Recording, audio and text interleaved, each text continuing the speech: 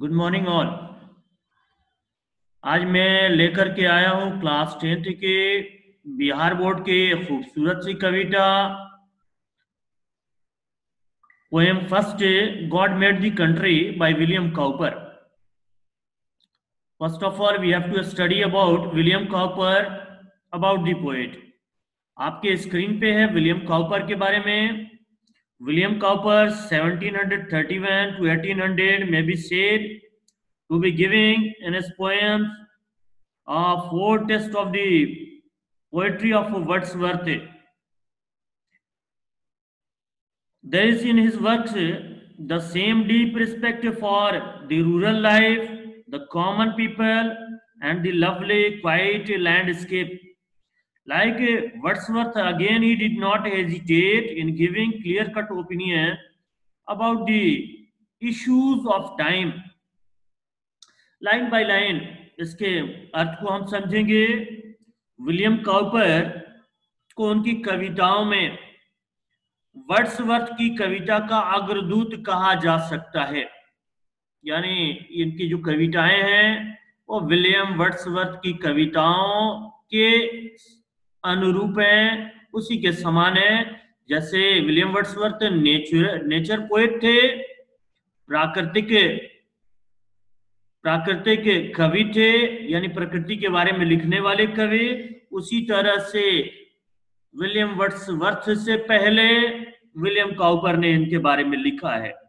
William Cowper का जो जन्म है 1731 में और इनकी मृत्यु है 1800 में।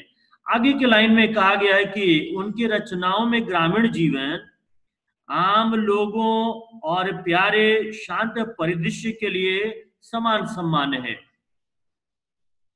तो ये क्या कहता है कि there is in his works the same deep respect, यानी उनके कामों में वही समान जो है श्रद्धा है, वही रिस्पेक्ट है फॉर द रूरल लाइफ, ग्रामीण जीवन के लिए, द कॉमन पीपल, आम लोगों के लिए, and the lovely quite landscape, और प्यारे और खूबसूरत जो है दृश्य हैं उनके लिए।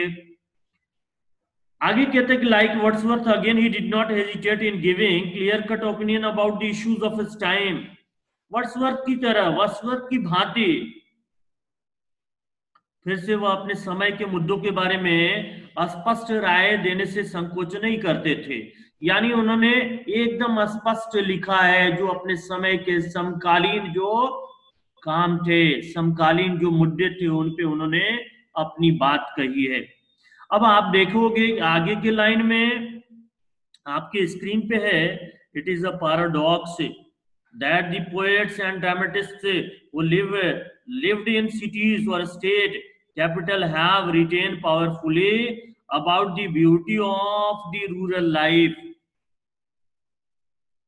इस लाइन में ये क्या कहते हैं कि ये पैराडॉक्स है, यानी विरोधाभास है। यह एक विरोधाभास है।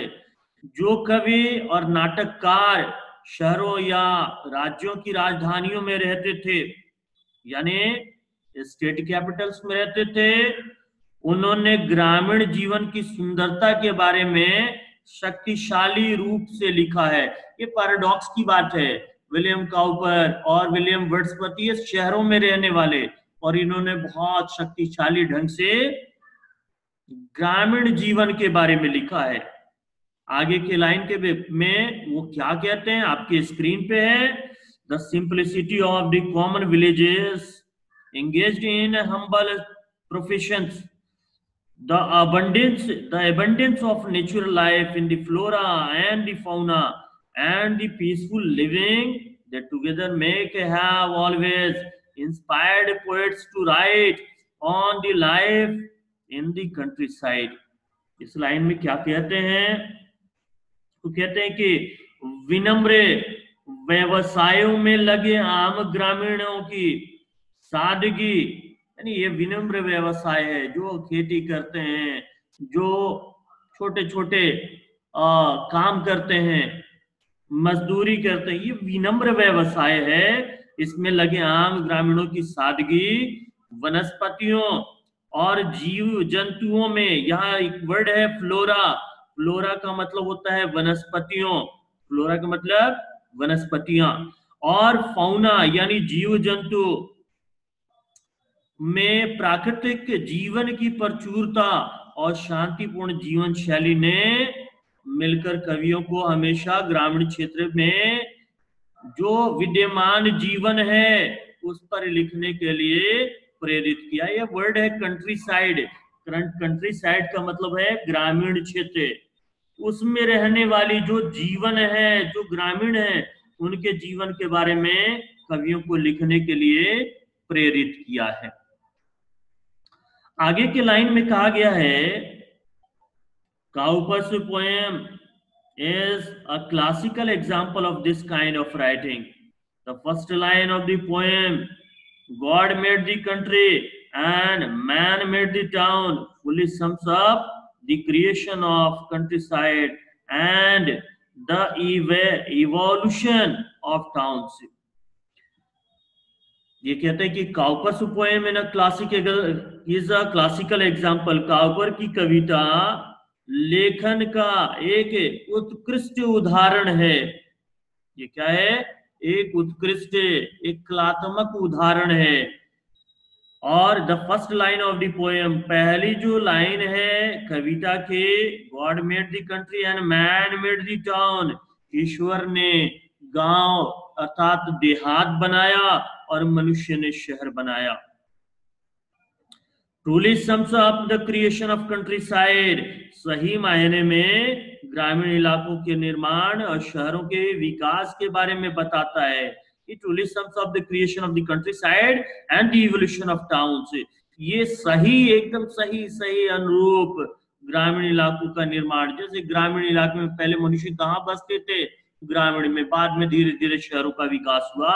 इसके बारे में ये लाइन पूरी तरह से स्पष्ट करता है। आगे ये क्या कहते हैं कि being created in a natural way, यानी प्राकृतिक तरीकों से बनाए जाने के कारण villages possess a perfection that towns and cities can never have. गांव में पूर्णता होती है जो कस्बों और शहरों में कभी नहीं हो सकती है, यानी ये शहरों में संभव नहीं है इस तरह की जो सादगी जो होती है। आगे के लाइन में वो कहते हैं, addressing the town dwellers, the poet throws light on the virtues of the rural life and exhorts them to escape from artificial luxury and comfort to the simple but enduring pleasures of a village.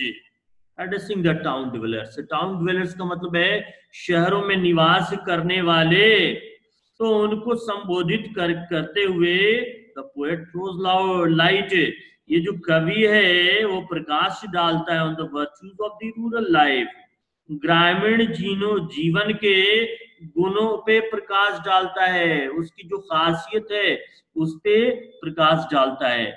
and exhorts them, और उन्हें प्रेरित करता है to escape from artificial luxury, जो कृत्रिम सुख है, and comfort, और जो आराम है उससे बचने की वो सलाह देता है, to the simple but enduring places of a village, और गांव के चिरस्थायी आनंद के लिए वो क्या कहता है, उन्हें प्रेरणा प्रदान करता है। तो ये बहुत खूबसूरत सी कविता है, हम पढ़ेंगे। टोटल इस कविता में 20 लाइन्स हैं, 20 लाइन, और हम 5 लाइन्स के स्टैंजा में इनको पढ़ेंगे। तो सबसे पहले आपके स्क्रीन पे है stanza 1, God made the country and man made the town. What wonder then that health and virtue, gifts that can alone make sweet the bitter, drought that life holds out to all should most abound and list be threatened in the fields and groves. बहुत खूबसूरत line है। तो इस line में उन्होंने क्या कहा है, गॉड मेड द कंट्री। यहाँ कंट्री का मतलब देश भी होता है और कंट्री का मतलब गांव या देहात भी होता है। यहाँ गांव लिया गया है, इसका अर्थ गांव होगा। तो गॉड मेड द कंट्री ईश्वर ने गांव बनाए, and man made the town, और मनुष्यों ने, आदमी ने कस्बा अर्थात शहर बनाया। व्हाट वंडर देन, तो आश्चर्य क्या है, दैट हेल्थ एंड वर्च्यू, जो स्वास्थ्य है और जो वर्च्यू है, जो नैतिकता या सद्गुण है, ये क्या है, गिफ्ट्स हैं। ये क्या है, ईश्वर के द्वारा दिए गए गिफ्ट हैं। That can alone make sweet the bitter draught, ये जो हेल्थ और वर्च्यू जो गिफ्ट है, ये अकेले क्या कर सकते हैं, जो कड़वे घूंट हैं, कड़वे घूंट यानी स्वास्थ्य और नैतिकता संबंधित जो कड़वे घूंट हैं, यानी स्वास्थ्य अगर बिगड़ जाए तो कड़वी दवा पीनी पड़ती है, और नैतिकता में किसी तरह का विकार उत्पन्न हो जाए, कोई सद्गुण में कमी आ जाए, तो उसके बाद भी कुछ कड़वे घूंट पीने पड़ते हैं। तो ये जो हेल्थ और वर्च्यू है, अगर ये बेहतर है तो ये कड़वे घूंट को मीठा बना सकता है। That can alone make sweet the bitter drought। आगे कहता है कि that life holds out to all, ये जो गिफ्ट्स हैं, ये जीवन जो है, ये सभी के लिए इनको धारित करके रखता है, यानी ये अपने पास, ये जिसे जीवन सभी के लिए, यानी प्रतिरोध, एक तो वर्ड आप जानो, यहां मतलब होल्ड आउट का मतलब एक प्रतिरोध है, एक मतलब है थामे रखना। तो ये क्या कहता है, अगर इस लाइन को ऐसे समझे कि बीटर ड्राउट इसका प्रतिरोध प्रत्येक जीवन करता है, कोई भी नहीं चाहता कड़वे घूंट पीना, तो जीवन इसका प्रतिरोध करती है। शुड मोस्ट अबाउंड, और ये जो गिफ्ट है ये क्या होना चाहिए, सबसे अधिक फैला होना चाहिए। ये जो गिफ्ट जो ईश्वर प्रदत्त है, ईश्वर ने प्रदान किया है, और गांव में ये आसानी से उपलब्ध है, ये जो गिफ्ट है ज्यादा से ज्यादा विस्तृत और फैला होना चाहिए। And lest be threaten in the fields and groups, और यहाँ जो गांव है, जो देहात है, वहां के जो खेत खलियान है, उसमें कम से कम खतरा है। किससे संदर्भित, तो स्वास्थ्य और नैतिकता से संबंधित जो खतरे हैं वो गांव में कम विद्यमान है। आप देखोगे सबसे ज्यादा शहर के लोग बीमार होते हैं और डॉक्टर के पास जाते हैं और कड़वी दवाइयां पीते हैं, और सबसे ज्यादा चोरी, बेईमानी, डकैती और जितने बुरे काम है वो शहरों में विद्यमान है, और इसकी वजह से भी कड़वे घूंट पीना पड़ता है। तो ये बहुत खूबसूरत लाइन है, यानी कवि ये कहना चाहता है कि शहरों में न जाओ, कहाँ आओ, गांव की तरफ आओ, प्रेरित करता है। अब देखिए आपके स्क्रीन पे है सेकंड स्टेंजा, ये कहता है गांव और शहरों में तुलना की गई है। ये सेकंड स्टेंजा कहता है, pauses he therefore ye who born about in chariots and sedans, no fatigue but that of idleness, and to test no scenes but such as art contrives, possess ye still your element, there only can ye shine। Second stanza में बहुत खूबसूरती से कहते हैं, वो शहर के निवासियों को कहते हैं, पॉजेस ये, तुम रखते हो, देयरफॉर इसलिए, ये तुम, who born about in chariots and sedans, यानी तुम चैरियट्स भी रखते हो, इसका मतलब होता है रथ, यानी आज के डेट में आधुनिक रथ क्या है, जो बड़ी बड़ी गाड़ियां हैं उसमें लोग, शहर के लोग सवार होते हैं। और सीडेंस का मतलब होता है ये पालकी, तो शहरों के लोग को समझाते हैं, वो बताते हैं कि तुम जो रथों और पालकियों को रखते हो और उसी में जन्म लिया है तुमने, नो फैटिग, और थकान तो तुम जानते ही नहीं हो, घर से निकला और फिर रथों और पालकियों में सवार हुए, तुम्हें क्या पता पैदल चलना क्या होता है। but that of idleness, no fatigue, but that of idleness. तुम तो आलस्य तो जानते ही नहीं हो, मगर सिर्फ क्या जानते हो, तुम तो थकान जानते नहीं हो, मगर जानते हो सिर्फ आलस्य को। यानी बैठा बैठा बिना थके ही मनुष्य आलस्य का शिकार हो जाता है।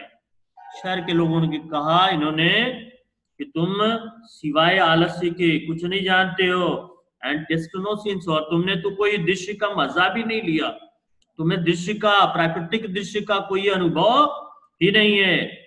लेकिन फिर कहते हैं बट सच एज आर्ट कॉन्ट्राइव्स, मगर जो कला है जो निर्माण करती है, यानी आप देखेंगे शहरों में बहुत सारी चीजें कलात्मक हैं, लोग कला के लिए जाने जाते हैं, यानी नई नई चीजें बनाना, आविष्कार करना, ये सारी चीजें शहरों में होती रहती हैं। तो ये क्या कहता है, but such as an art contrive से पॉजेस ये स्टील, जिसे तुम अभी भी रखते हो, यानी वो जो कलाएं हैं वो तुम्हारे में विद्यमान है, योर एलिमेंट, और जो तुम्हारे तत्व हैं there only can you shine, ये सिर्फ कलाओं में ही तुम चमक सकते हो, ये जो कलाएं ही हैं तुम्हें प्रसिद्धि प्रदान कर सकती हैं। यानी उन्होंने कहा कि इस तरह से जो मनुष्य शहरों में रहते हैं वो विभिन्न वृत्तियों में रहते हैं, विभिन्न वृत्तियां जो है वो करते हैं, और जो उनके पास जो कलाएं हैं, सिर्फ ये कलाएं ही उनको खूबसूरती प्रदान कर सकती हैं, उनको चमक प्रदान कर सकती हैं। ग्रामीण जीवन में ऐसा नहीं है। अगला जो स्टैंजा है, स्टैंजा थर्ड आपके स्क्रीन पे है, there only minds like yours can do no harm, our groups were planted to console at noon, the pensive wanderer in their shades at eve, the moonbeam sliding softly in between the sleeping lips is all the light they wish. आगे फिर जो है शहरों से फिर गांव की तरफ वो आगे बढ़ते। थर्ड स्टेंजा में फिर उन्होंने गांव के बारे में बताया है। कहता है कि there only minds like yours, यानी गांव के लोगों का जो माइंड्स होते हैं, जो उनका मन होता है, ठीक है, कैन डू नो हार्म। उन गांव के लोगों के बारे में उन्होंने बताया कि बहुत सिंपल होते हैं, निश्चल होते हैं, पाप रहित होते हैं, तो इनके जैसा मन किसी का नुकसान नहीं कर सकता है। आगे फिर कहते हैं our groups were planted to console at noon, हमारे जो बाग थे वो लगाए गए, हमारे बाग दोपहर के समय संतावना देने के लिए, सुख और आराम देने के लिए लगाए गए थे।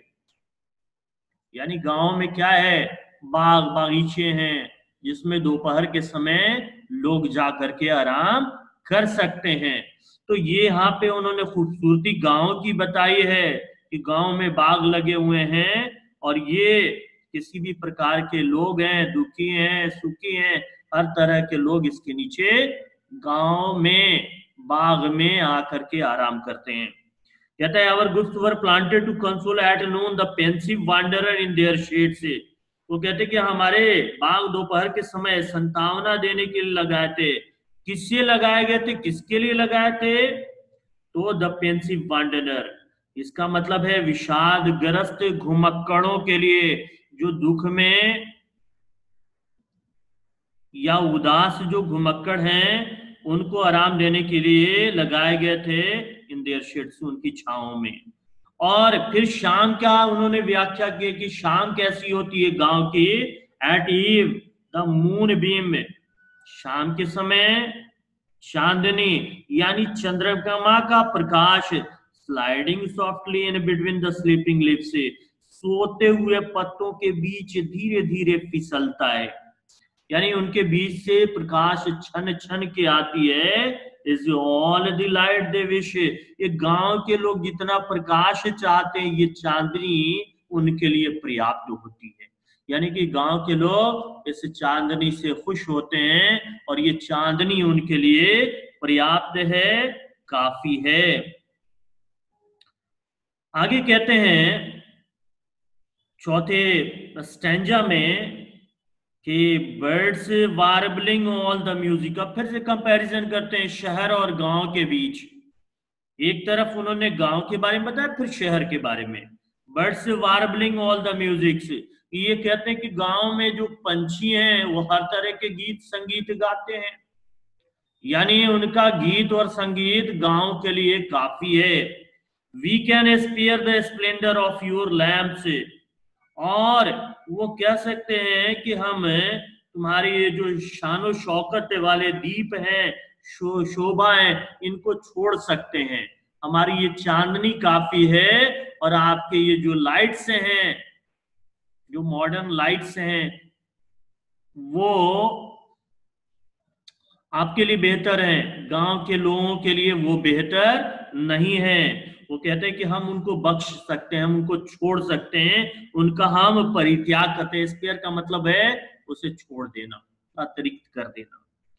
दे but eclipse our softer satellite, वो क्या कहते हैं, ये जो प्रकाश हैं ये हमारे जो सॉफ्टवेयर सैटेलाइट हैं, यानी उनका गांव जो है उन पे ग्रहण लगा सकते हैं। यानी शहर का जीवन जो है वो ग्रामीण जीवन को प्रभावित कर सकता है, उसको, उसके छाया को निस्तेज कर सकता है। यानी इनका गांव, यानी वो कहते हैं कि जो ग्रामीण है वो क्या करते हैं, खूबसूरती से इस चीज को प्रस्तुत करते हैं। यानी वो उनकी जो रोशनी है वो अपने आप में काफी है। इन्होंने इस लाइन में क्या कहा, उन्होंने इस लाइन में कहा है कि ये जो ग्रामीण जीवन है इसमें उतना